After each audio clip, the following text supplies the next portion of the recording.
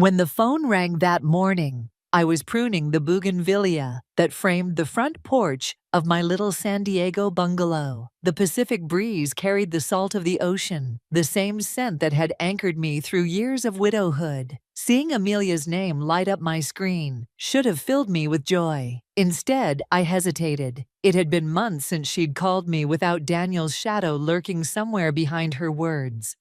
"Hi, Mom," she said flatly, as though we were business acquaintances. "Sweetheart," I answered, forcing warmth into my voice. "I was just wondering when the big day is. I'll need to arrange time off." A pause, then words that cut deeper than any scalpel I ever held during my decades as a nurse. "Oh, we already got married yesterday. Just a small ceremony in Los Angeles. Only people who really matter." For a moment, I couldn't breathe. Only people who matter. I had raised her alone after her father Richard's death. I'd worked double shifts at Scripps Hospital so she could attend private school. Every holiday, every scraped knee, every triumph, it had been me. And now I didn't matter. I steadied my voice. "I see. Well, congratulations." "Thanks," she continued, her tone lighter, almost rehearsed. "Daniel and I thought it would be better this way, less stressful. But we do need one thing from you. Can you send us the keys to the beach house? Daniel says it would be perfect for our honeymoon. He's always wanted to see La Jolla in the fall." There it was, the real reason for the call. Not to share her joy, not to invite me into this milestone, but to claim the one place still tethering us together. The La Jolla beach house, my sanctuary. Bought with the last of Richard's insurance money, it had been our summer escape for 20 years. Amelia learned to swim in those waves, roasted marshmallows on that sand, and once declared, barefoot at 12 years old, "Mom, I'm going to get married right here someday." Now she wanted it handed over like a hotel reservation. I gripped the phone tighter. "Of course, sweetheart, I'll make sure you get the keys." She thanked me quickly, then hung up. No details about the wedding, no mention of a dress, a cake, or even a photograph, just the demand for my house. I stood on my porch, the shears heavy in my hand, staring out at the restless line of the horizon. I wasn't just excluded, I was erased. But as the waves rolled steady against the shore, so did a thought. If Daniel believed he could charm his way into my daughter's life and steal the one thing she and I loved most, he had underestimated me. This wasn't the beginning of their honeymoon. It was the beginning of my plan. 2 years earlier, when Amelia first brought Daniel to dinner, I remember setting the table in my San Diego townhouse with my grandmother's china. Amelia had asked me to make my lasagna, the dish she'd begged for since she was a girl. She wanted everything to be perfect, and I wanted that for her too. After years of hearing about heartbreaks and dead-end boyfriends, she finally sounded truly happy. Daniel arrived in a tailored navy suit, holding a dozen roses like he was stepping out of a commercial. His smile was wide, polished, and so very practiced. "Mrs. Carter, what an honor," he said, handing me the flowers. Amelia always told me her mom was extraordinary. He asked questions about my decades as a nurse, leaning in like my stories were fascinating. He complimented the lasagna, insisted on helping clear the table, and even rolled up his sleeves to wash dishes.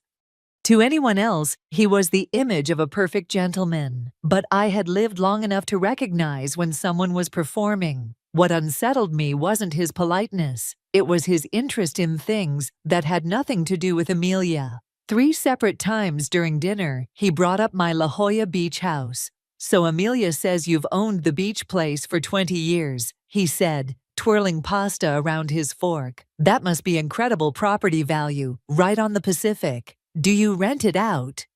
"Ever thought of selling?" I smiled politely. "It's not for sale. That house holds every memory Amelia and I made after Richard passed." "Of course," he replied quickly, flashing that rehearsed grin. Family history is priceless. But his eyes lingered just a little too long, as if calculating numbers only he could see. After dinner, as he hugged me goodbye, he said, "Your mother raised an extraordinary daughter. You must be so proud." The words should have warmed me, but they rang hollow. It felt like flattery chosen from a script. That night while I was loading the dishwasher, I couldn't shake the nagging thought that Daniel's compliments weren't about Amelia at all. They were about positioning himself. The next morning, I called my sister Margaret, who lived in Arizona. "He's very interested in the beach house," I told her cautiously. She laughed. "That's sweet, Helen. It means he wants to be part of the family, to share in your traditions. Don't overthink it." I wanted to believe her. I wanted to believe my daughter had finally found someone who cherished her. But as I stood at the kitchen sink, staring out at the jacaranda trees blooming purple on my street, I remembered Richard, my late husband, how he had that same easy charm, that same ability to make you feel special until the moment you weren't useful anymore. And though Amelia's smile that night was the brightest I had seen in years, I felt a chill crawl up my spine. Because sometimes, perfection is the most dangerous mask of all. In the months that followed that dinner, Daniel's presence in Amelia's life grew like an invasive vine. At first, it was subtle. She still called me during her lunch breaks, still dropped by the beach house on weekends. But little by little, those habits withered. "Daniel thinks I should focus more on us," she explained one afternoon, when I asked why she'd stopped calling so often.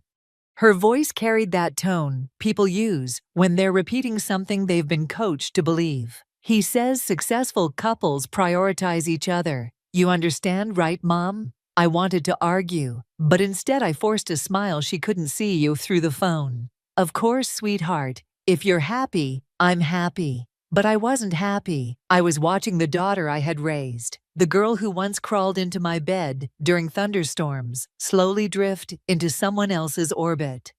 The proof came 6 months later. I was drinking my morning coffee, scrolling half awake through Facebook, when I saw it, a photo of Amelia's left hand, a sparkling diamond catching the sunlight. The caption read, "He asked, I said yes. Can't wait to start forever with you." 53 likes, dozens of comments from friends and coworkers, not one asking where her mother was, because they all assumed I already knew. But I didn't. My coffee went cold in my hand as I stared at the image. My daughter was engaged, and I was finding out with strangers. I called her immediately. She answered breathlessly, excitement spilling through the line. "Oh my God, Mom, I'm so sorry. It just happened last night, and we were so caught up in the moment. Daniel surprised me at our favorite restaurant. Then we went back to his place and called his parents. It got so late, and I was going to call you this morning." I swear, my heart was breaking, but I forced warmth into my voice. "Congratulations, sweetheart. Tell me everything." And she did. She gushed about the proposal, the ring, the way Daniel's parents had instantly started planning an engagement party at their country club. "When's the engagement party?" I asked carefully. A pause. Then, "Next Saturday. It's just immediate family and close friends." "Should I drive up Friday night?"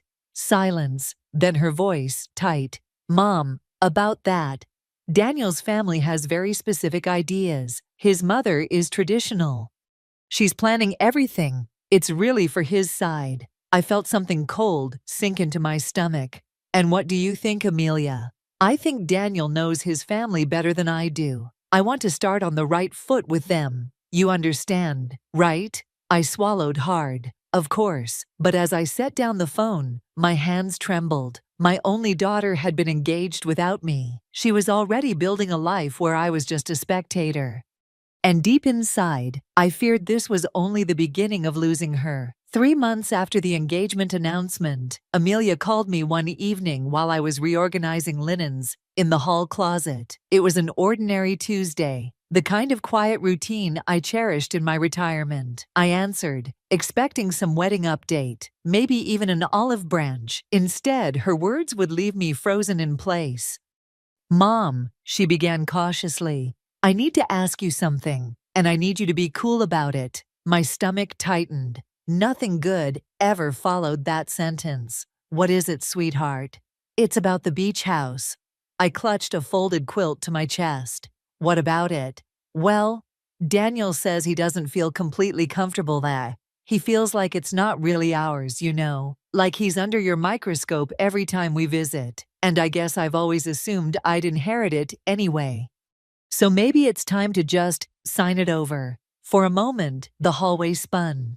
That house was more than property. It was memory and survival, the last tangible piece of Richard's legacy. It was where Amelia learned to swim, where she roasted marshmallows at 12 years old, and declared she would get married barefoot on that sand one day. I cleared my throat, forcing my voice steady.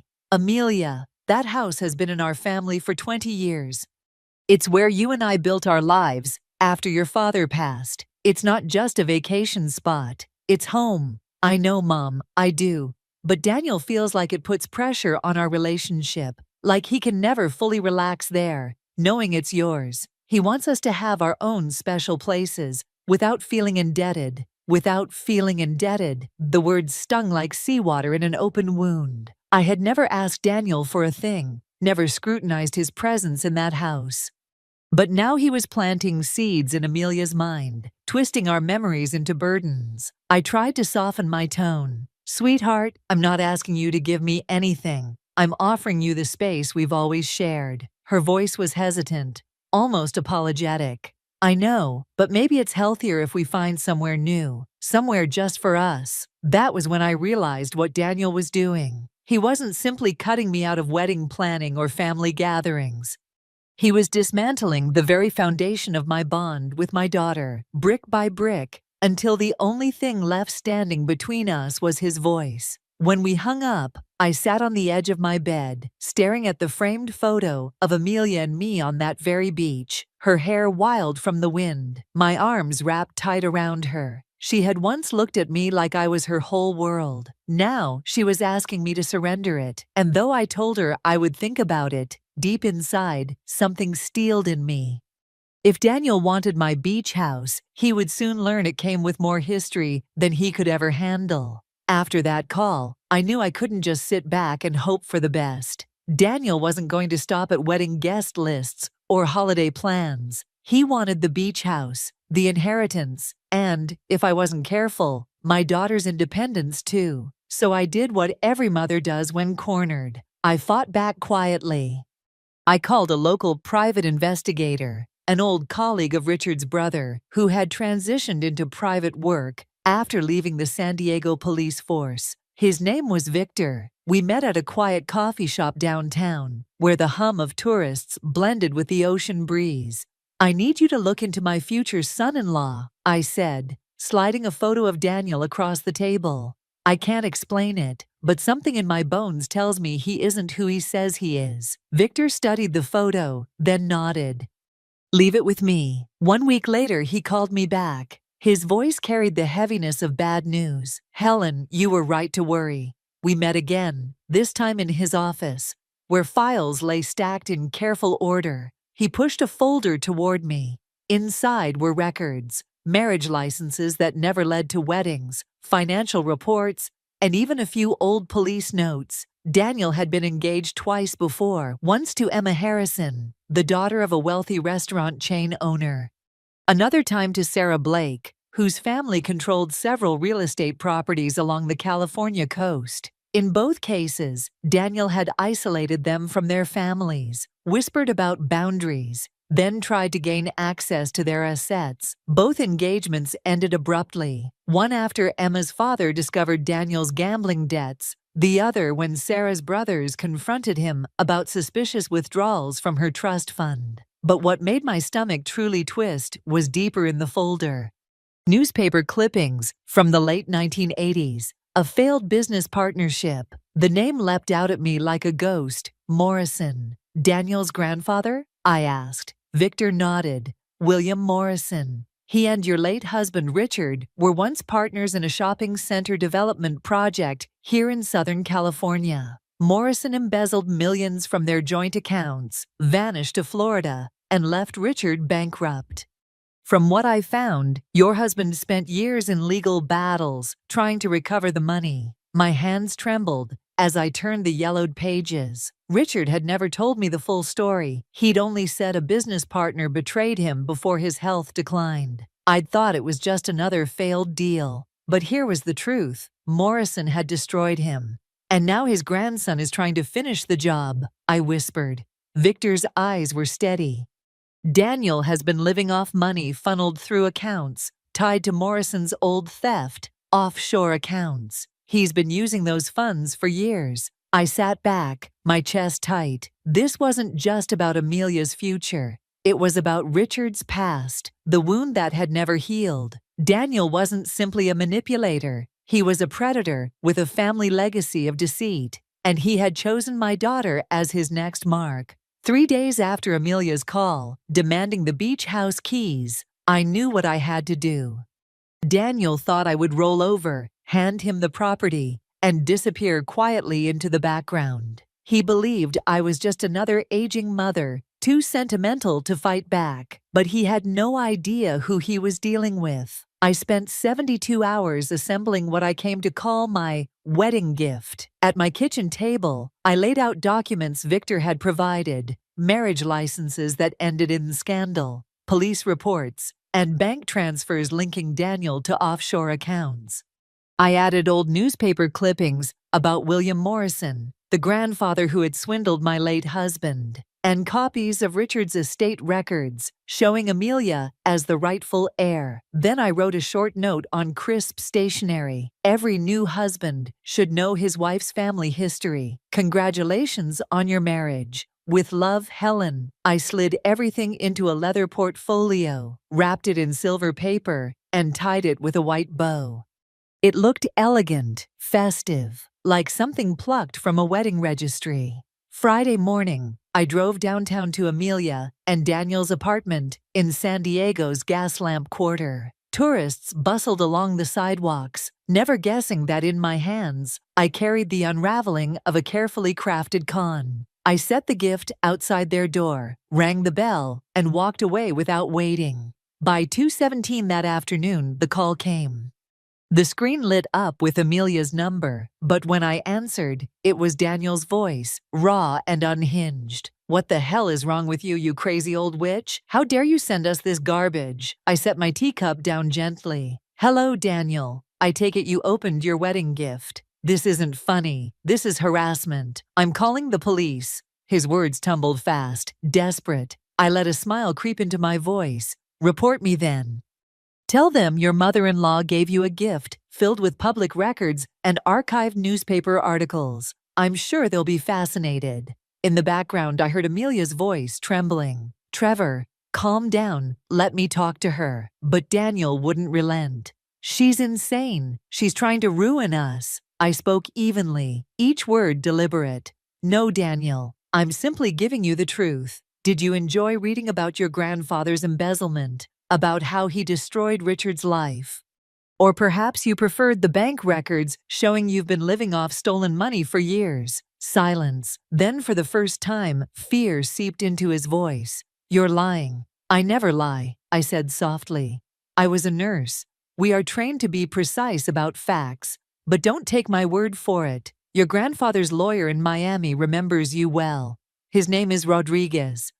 He's expecting your call." In the distance, I heard Amelia whisper, broken, "Daniel, what is she talking about?" I hung up without waiting for an answer. For the first time in months, the weight pressing on my chest eased, because I knew the seed of doubt had finally been planted. The next 2 days were restless ones. I barely slept, replaying Daniel's voice in my head, first full of rage, then dripping with fear. But the sound I couldn't shake was Amelia's, breaking as she whispered, "Daniel, what is she talking about?" For the first time, my daughter had asked the right question. On Sunday morning, I found her sitting on my porch steps in La Jolla. Her hair was unwashed, her eyes red, her posture small like she'd folded into herself. She didn't even greet me. She just said, "Tell me everything." Over coffee at the same kitchen table, where she'd once done her math homework, I laid it all out. Daniel's history, his broken engagements, his grandfather's crimes, and the money that had been stolen from her father's estate. I expected her to argue, maybe defend him. Instead, she pulled a manila folder from her purse. "I found these," she said, spreading out printouts of emails. He left his laptop open.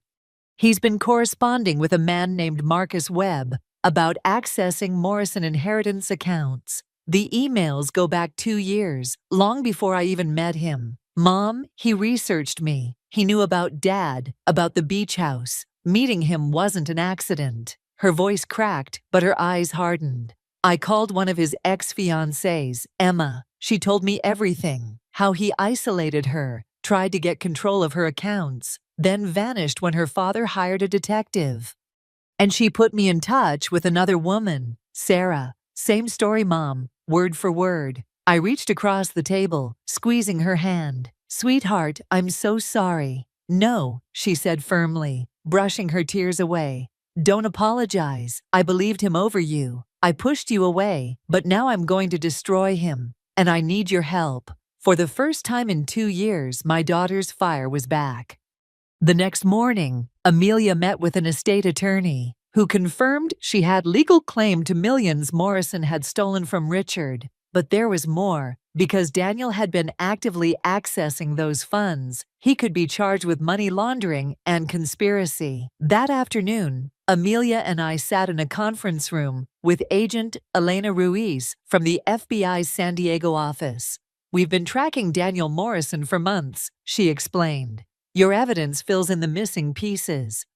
If you're willing, we can set up a controlled operation. Amelia didn't hesitate. I'll do it. Friday evening, Daniel returned, bouquet of roses in hand, eyes soft with manufactured regret. I made mistakes, he crooned, but we can start fresh. I love you, Amelia. What he didn't know was that microphones hid in the lamps, and a small wire lay beneath Amelia's blouse. At 9:31 p.m., he leaned close, whispering, All I need is access to your accounts.